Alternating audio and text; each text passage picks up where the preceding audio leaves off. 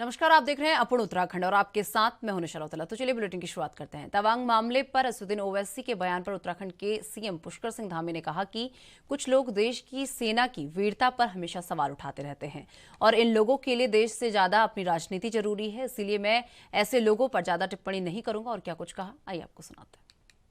उत्तराखंड के विकास से संबंधित कुछ मुद्दों पर माननीय प्रधानमंत्री जी का मार्गदर्शन एवं उनसे अनुरोध करने के लिए आज मैंने उनसे भेंट करी थी। उसमें हमारे प्रदेश के अंदर चूंकि जल विद्युत के क्षेत्र में अपार संभावनाएं जो हमारे प्रदेश के लिए हैं और जब प्रदेश बन रहा था उस समय भी इसके केंद्र बिंदु में सबसे अधिक जो उत्तराखंड राज्य की आर्थिकी के लिए जरूरी था वो था हमारे यहाँ की जल विद्युत परियोजनाएं।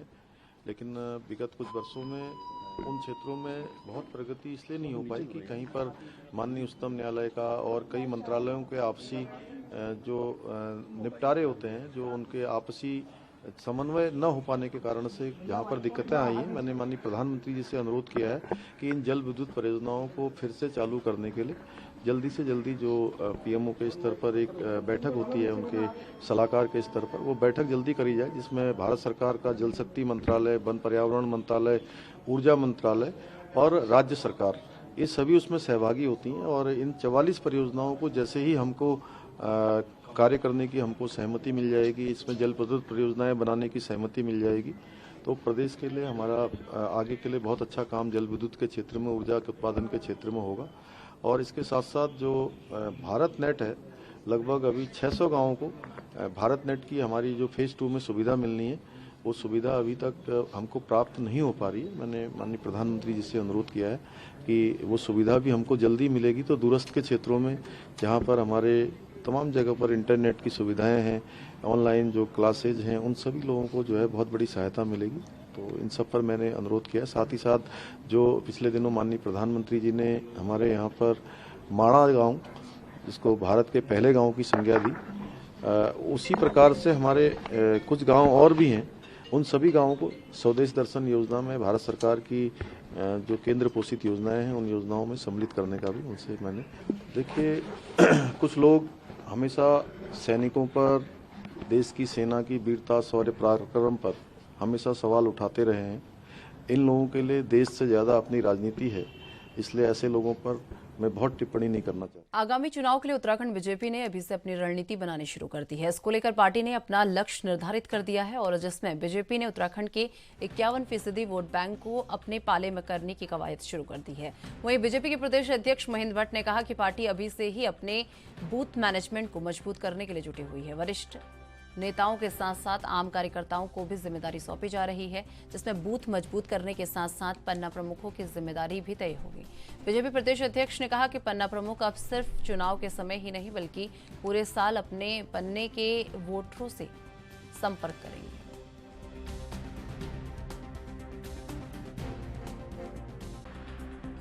लक्ष्य पाएंगे, बूथ के बाद अब सीधा घर तक अपनी पकड़ मजबूत करेंगे। देखिए अभी हमारा संगठन ढांचा तैयार हो रहा है और हम शुरू से कहते हैं भारतीय जनता पार्टी अपने संगठन के बल पर ही चुनाव जीतती है। जहाँ तक बूथ प्रबंधन का विषय, तो बूथ प्रबंधन हमारे लिए बहुत महत्वपूर्ण विषय बन गया है। शक्ति केंद्र की इकाई हमारी आज की तारीख में ऑन रिकॉर्ड है, लेकिन हम बूथ की इकाई को भी और समृद्ध और सशक्त बनाने के दृष्टिकोण से हम भविष्य के अंदर अपने सांसदों के, विधायकों के, हमारे जो पदाधिकारी प्रदेश के, इन सब के हम एक कार्यक्रम दौरे लगाने वाले हैं और एक पदाधिकारी 3 बूथ। ये जो बूथ हमारे खासतौर पर जो हम पिछले लोकसभा चुनाव में या विधानसभा में जीत नहीं पाए हैं, ऐसे बूथों को हमने चिन्हित किया है। तो हमारा एक पदाधिकारी उन बूथों पर भारतीय जनता पार्टी में जीते, ऐसे उस दृष्टिकोण के कार्यक्रम लेकर हम वहाँ तक जाएंगे। अगले वर्ष निकाय के चुनाव भी हैं, तो क्या उत्तराखंड बीजेपी ने पूर्व मुख्यमंत्री हरीश रावत पर निशाना साधा। बीजेपी प्रदेश अध्यक्ष महेंद्र भट्ट ने हरीश रावत पर तंज कसते हुए कहा कि हरीश रावत कांग्रेस पार्टी की तरह ही पूरे तरह से कंफ्यूज हैं। और मनवीर भट्ट ने पूर्व सीएम हरीश रावत पर तंज कसते हुए कहा कि हरीश रावत कभी मुस्लिम यूनिवर्सिटी को लेकर चर्चा में रहते हैं तो कभी राजनीति में संन्यास का शिव गुफा छोड़ते हैं, तो कभी उत्तराखंड के बजाय दिल्ली में बैठने की बात करते रहे हैं। उन्होंने हरीश रावत के मुस्लिम यूनिवर्सिटी वाले मामले में इनाम घोषित करने को नौटंकी बताया। बीजेपी नेता ने कहा कि इस मामले में उनकी पार्टी के तत्कालीन प्रदेश उपाध्यक्ष को कांग्रेस से निलंबित कर सजा दे दी है। उन्होंने कहा कि प्रदेश सहित कांग्रेस में भी हरीश रावत हाशिए पर चल रहे हैं और वो अपनी गलतियों को भाजपा के मत्थे मढ़कर दोबारा संघर्ष की राह पर है।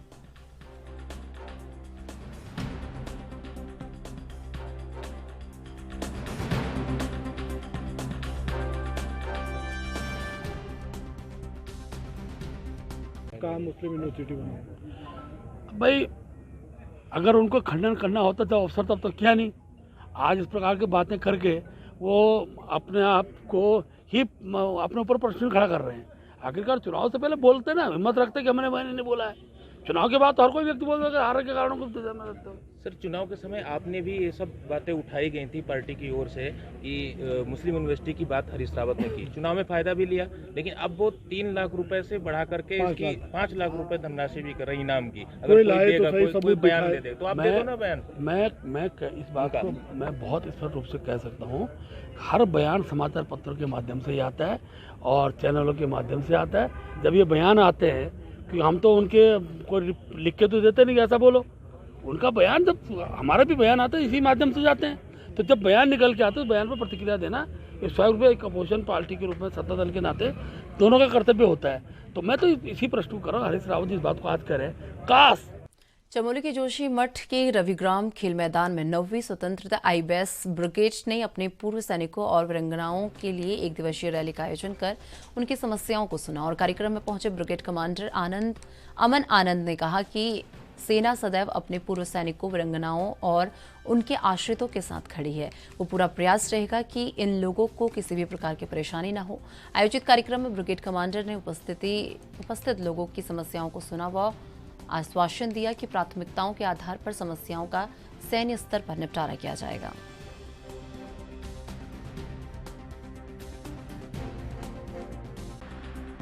सबसे बड़ी है एक अभूतपूर्व रैली हुई है। कमांडर साहब ने लैंड माउंटेन ब्रिगेड के कमांडर साहब, ईस्टर्न कमांडर साहब ने प्रत्येक वीर गौरव सेनानी के पास गए, प्रत्येक वीर नारियों के पास गए, उनकी समस्याएं सुनी, उनकी समस्याओं को नोट किया। उसके बाद जो है पूरे स्टाफ का मोबाइल नंबर दिया, उनसे संपर्क करने के लिए अनुरोध किया, खुद स्वयं का अपना मोबाइल नंबर दिया।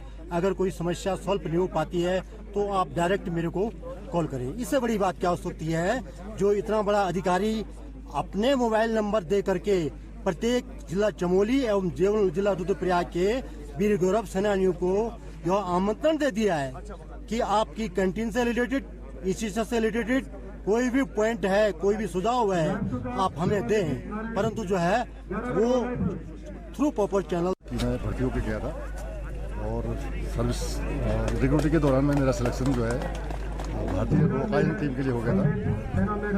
मैं 1983 से और 92 तक जो है 7 बार गोल्ड मेडल लिया हूँ। एशियन चैम्पियनशिप और एशियन गेम्स बीजिंग चाइना में ब्रॉन्ज मेडल लिया, एशियन और इटली स्विट्जरलैंड वगैरह में सिल्वर एंड ब्रॉन्ज मेडल लिया। देन 2007 में एज ए ऑर्डिनरी कैप्टन से रिटायर्ड हुआ बंगाल रिक्रूट सेंटर रुड़की से। और इस बीच में जो है मुझे अर्जुन पुरस्कार 2001 में सन 2000 का पुरस्कार 2001 में मुझे प्राप्त हुआ। देन उसके बाद मैं 2007 में रिटायरमेंट होने के बाद मैंने sports authority of India Roorkee में काम किया 1 साल। उसके बाद मैंने उत्तराखंड पर्यटन में 1 साल एडवाइज़र जल क्रीड़ा खेलों में किया। इसमें हमने अनेकों प्रकार के काली गंगा में राफ्टिंग, नैनीताल भीमताल में जल स्पोर्ट्स करवाया। देन उसके बाद मैंने वहाँ छोड़ने के बाद उत्तराखंड पुलिस को ज्वाइन किया। ये कह रहा हूँ अगर मुझे स्टिल वाटर जो हमारा स्पोर्ट्स होता है रोइंग, काइकिंग करना, अगर मुझे स्टिल वाटर कहीं पे मिलता है तो मैं आज भी तत्पर हूँ, तैयार हूँ उनको कम से कम। अगर आप आरटीओ दफ्तर में लर्निंग लाइसेंस बनवाने जा रहे हैं तो आपको लाइसेंस के लिए टेस्ट देने के लिए आधे घंटे की क्लास लेनी होगी।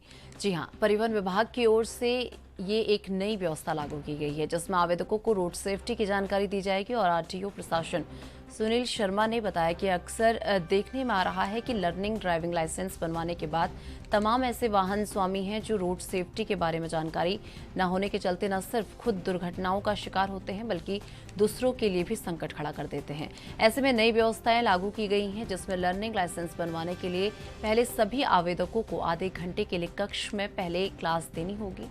और फिलहाल एक बार में 30 आवेदकों को रोड सेफ्टी के बारे में अवगत कराया जा रहा है।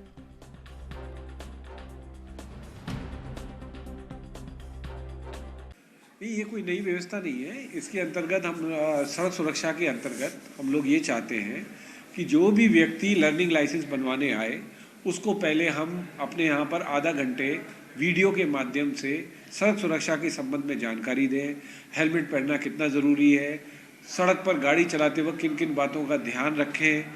ये एक पहल है जिसके अंतर्गत हम लोग जितने भी लर्निंग लाइसेंस बनाने आ रहे हैं उन लोगों को इस बात की जानकारी दे रहे हैं, जिसके लिए हमने एक काउंसलिंग रूम भी बना रखा है। देश के प्रधानमंत्री नरेंद्र मोदी द्वारा स्वच्छता अभियान चलाया जा रहा है, लेकिन ये अभियान उत्तराखंड में हवाई साबित हो रहा है। जनपद उधम सिंह नगर में एक तहसील ऐसी है जिसमें सड़कों पर ही शहर का कूड़ा डाला जा रहा है, जहां से गुजरना लोगों के लिए दुर्भर हो गया है। दरअसल नगर निगम के अधिकारी इतने लापरवाह हो गए हैं कि समय समय पर लोगों द्वारा इस कूड़े की समस्या को लेकर शिकायत की गई, लेकिन शिकायतों के बावजूद भी कोई कार्रवाई नहीं की जाती। ये पहले रास्ते पे सड़क पे कूड़ा डालने लगी थी नगर पालिका, बड़ी मुश्किल से जब लोगों ने विरोध किया तो एक नगर हमारी ग्राम सभा है तालमपुर, फिर वहाँ व्यवस्था कराई गई। अब इन्होंने एक ज़मीन ली है लेकिन ट्रेनिंग ग्राउंड नहीं बन पाया है, जो कि हर नगर पालिका में होना चाहिए। मैंने अभी आपको कहा है कि नगर पालिका को कर्मचारी हों, चाहे नगर पालिका के चेयरमैन हों, चाहे ईओ हों, जनता के जो सरोकार मतलब सुविधा की चीज़ है उसमें जबकि सुविधा देने का काम नगर पालिका का है। जो पैसा सरकार से आता है वो इसीलिए आता है कि वो ऐसी जगह लगे जिससे जनता का हित सुरक्षित हो। लेकिन ऐसा नहीं होता, जहाँ बंदर बाट होती है नगर पालिका में और जहाँ स्वयं का हित हो वहाँ काम होते हैं। इसलिए मैं आपको कह रहा हूँ कि नगर पालिका के जो बोर्ड है उसकी जिम्मेदारी है कि वो जनता के लिए काम करे। लेकिन इस सरकार में मतलब अधिकारी या वो सब हावी हैं, कोई किसी को सुनने को तैयार नहीं। देखिए ऐसा है कि वो स्टॉक करने के लिए नगर पालिका का कूड़ा स्टॉक होता है। पता है कि इस समय डेंगू बहुत चरम सीमा पर है और बच्चे भी काफ़ी इसके शिकार हो रहे हैं, मगर नगर पालिका इसका कोई भी संज्ञान नहीं ले पा रही है और लगातार कूड़े की स्थिति बढ़ने पर है। ना ही इसको कोई उठा के ले जाता है और बल्कि इस पर और कूड़ा डाल दिया जाता है। बरसात में बहुत ज़्यादा दयनीय स्थिति बन जाती है इसकी, जिससे आसपास के लोगों को भी काफ़ी दिक्कत होती है, बदबू वगैरह होती है। तो इसकी साफ सफाई होनी चाहिए समय। देख रहा हूँ 5 साल से शिकायत कर रहा हूँ, डंपी से शिकायत कर रही, जो इस मोहल्ले का वार्ड नंबर 10 का मेंबर है, और राशि से मैं कर चुका हूँ। जो चेयरमैन के बाहर से मार रखा जिन्होंने, उनसे भी शिकायत कर चुका हूँ। बोले कि इस महीने बन जाइए, उस महीने बन जाइए, आज तक नहीं बन पा रही है।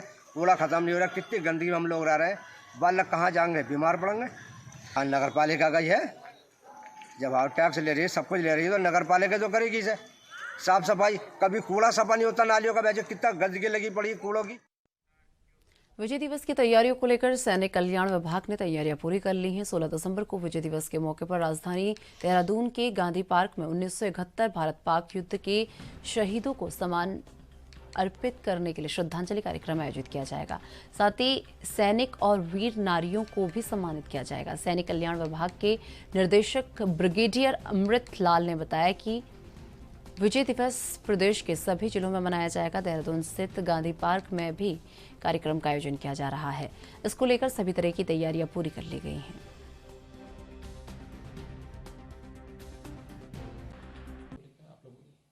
सोलह तारीख को एक हम जो विजय दिवस मना रहे हैं, बड़े धूमधाम से ये हर जिले में मनाया जाता है। देहरादून में जैसे प्रथा है, देहरादून में भी इस बार गांधी पार्क में इस इवेंट को मनाया जा रहा है। इस इवेंट के मुख्य अतिथि हमारे माननीय मुख्यमंत्री जी हैं। उसके साथ साथ बाकी जितने भी उत्तराखंड राज्य के मंत्रीगण हैं और विधायक गण हैं, उनको भी आमंत्रण भेजा गया है। इस कार्यक्रम का मुख्य आकर्षण होंगे हमारे 71 वॉर के जितने हीरोज़ हैं और वॉर विडोज़ हैं, उनको हमने आमंत्रण भेज दिया है। हर जिले में मनाया जाएगा और देहरादून में हम विशेषतर चीफ मिनिस्टर माननीय चीफ मिनिस्टर को हमने इसका निमंत्रण भेज दिया है। विभाग की ओर से सभी तैयारियां पूरी कर ली गई आपकी? विभाग की तरफ से तैयारी करीब पूरी हो गई हैं। कुछ जो अभी प्रगति में है वो भी बहुत जल्द ख़त्म हो जाएंगी। 16 तारीख को आप जब देखेंगे इस व्यवस्था को तो आप लोग इसको अप्रिशिएट करेंगे। सर कितना जोश विजय दिवस को लेकर? विजय दिवस को लेकर सिर्फ हमारे बीच में ही नहीं, पूरे उत्तराखंड में जोश रहता है। उत्तराखंड जैसे कि एक सैनिक प्रधान प्रदेश है, विशेष भावना रहती है। स्कूल के बच्चों से लेकर हमारे जो बुजुर्ग लोग हैं वहाँ तक इनकी पूरी उत्साह के साथ वो लोग इसको अटेंड। रामनगर पहुंचने पर पंजाब के महामंडलेश्वर महाराज का गौशाला समिति के पदाधिकारियों ने भव्य तरीके से स्वागत किया। सोमवार को लुधियाना पंजाब से रामनगर में ग्राम पुछड़ी स्थित गौशाला में पहुंचने पर महामंडलेश्वर स्वामी जसदेवानंद महाराज का जोरदार तरीके से स्वागत किया गया। इस दौरान महामंडलेश्वर महाराज द्वारा गौशाला में स्थित राधा कृष्ण के मंदिर में दर्शन करने के उपरांत भगवान की आरती भी जो है उसमें भी उन्होंने प्रतिभाग किया और गौशाला में मौजूद गायों को चारा एवं गुड़ खिलाया गया। कार्यक्रम में मौजूद भक्तों को संबोधित करते हुए उन्होंने कहा कि गौमाता की सेवा करना सर्वोपरि है, क्योंकि गौमाता के अंदर 33,000 करोड़ देवी देवताओं का वास होता है।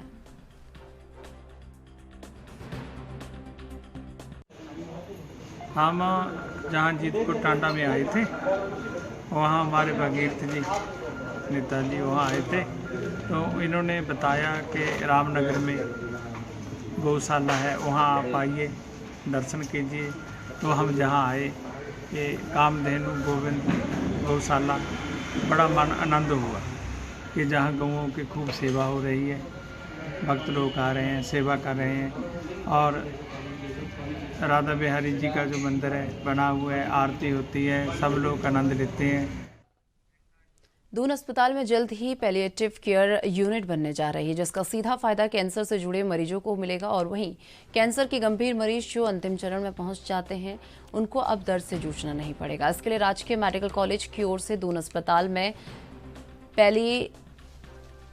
पैलिएटिव केयर यूनिट की स्थापना की जा रही है। आपको बता दें कि पैलिएटिव केयर यूनिट में कैंसर विशेषज्ञों के साथ ही एनेस्थेटिस्ट और मनोचिकित्सक न सिर्फ कैंसर मरीजों को असहनीय दर्द से राहत देंगे, बल्कि मरीजों की देखभाल करने के लिए भी आसानी होगी। अस्पताल के चिकित्सक अधीक्षक डॉक्टर यूसुफ रिजवी ने बताया कि मरीजों को बीमारी के अंतिम और चौथे चरण में असहनीय दर्द का सामना करना पड़ता है।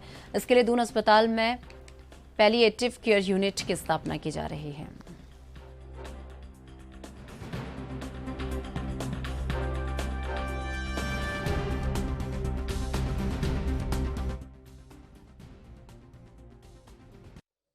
देखिए, पैलिएशन केयर जो होती है आमतौर पे कैंसर के मरीजों के लिए रखी गई है और ये केयर जो है वो उनको दर्द से मुक्ति और किसी प्रकार के जो शारीरिक उनके विकार आ गए हैं उसकी मुक्ति के लिए रखी गई है।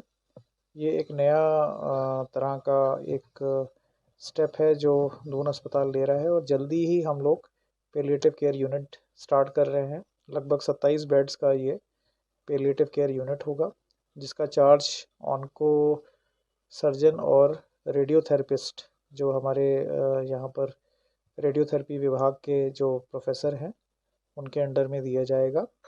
और इसमें मेन फोकस हमारा रहेगा कि जो कैंसर के टर्मिनल मरीज़ हैं उनको जो दर्द से मुक्ति प्रदान कर सके। अलग अलग तरीके होते हैं, एपिड्यूरल एनेस्थीसिया और भी तरीके होते हैं, ताकि वो अपनी लाइफस्टाइल में उनकी रोज़मर्रा की दिनचर्या में जितने भी साल उनकी जीवन है, जितने भी साल उनका ज़िंदगी है, उसको वो अडॉप्ट कर सके, पेन फ्री ज़िंदगी जी सके और अपने परिवार के साथ उनका तालमेल बना रहे। तो चलिए, मेरे साथ अपन उत्तराखंड में बस इतना ही। देश दुनिया की तमाम बड़ी खबरों के लिए देखते रहिए एनबी न्यूज़। नमस्कार।